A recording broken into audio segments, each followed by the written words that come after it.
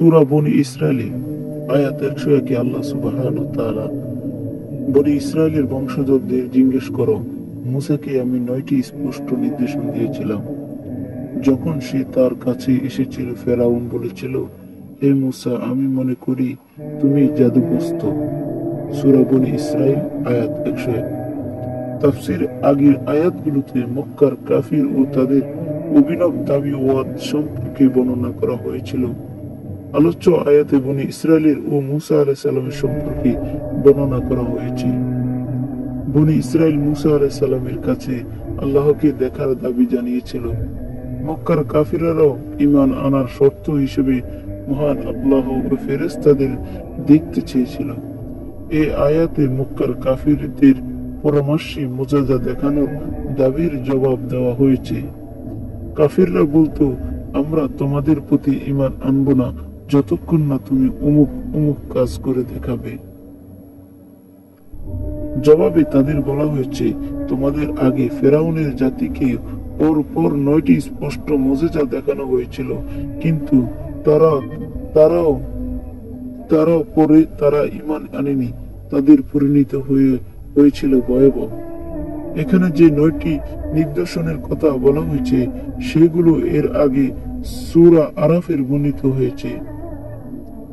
যদি এই 9টি চিহ্নিত করার ক্ষেত্রে তাফসীরদের মতামত আছে, সেগুলো হলো: 1.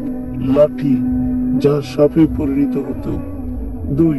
সাদা হাত, যা বগলের ভিতর থেকে বের করার পর চমকাতে থাকতো। 3. জাদুকরের জাদুকে প্রকাশ্য জনসম্মুখে পরাস্ত করা হতো। 4. এক ঘোষণা অনুযায়ী সারা দেশে দুর্ভিক্ষ বলিত হওয়া এবং তারপর একের পর এক। 5. তুফান। 6. পঙ্গপাল। 7. শস্যকীট। 9 8 ব্যাঙ এবং 9 রক্তে আপদ অবতীর্ণ হওয়া। তাফসীরবিদদের বড় একটি অংশ মনে করে এখানে যে 9টি স্পষ্ট নির্দেশন কথা বলা হয়েছে সেগুলো 9টি বিধিবিধান।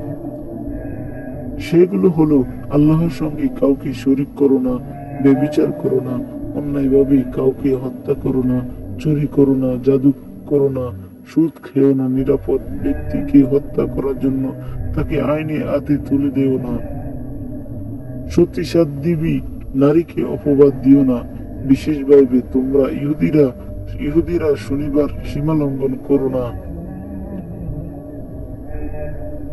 এসব নির্দেশন বা বিধিবিধান নিয়ে যখন মুসা আলাইহিস সালাম ফেরাউনের কাছে গিয়েছেন, তখন ফেরাউন বলেছে এগুলো জাদু মন্ত্র, আর মুসা আলাইহিস সালাম জাদুকের মতো একজন জাদুকর।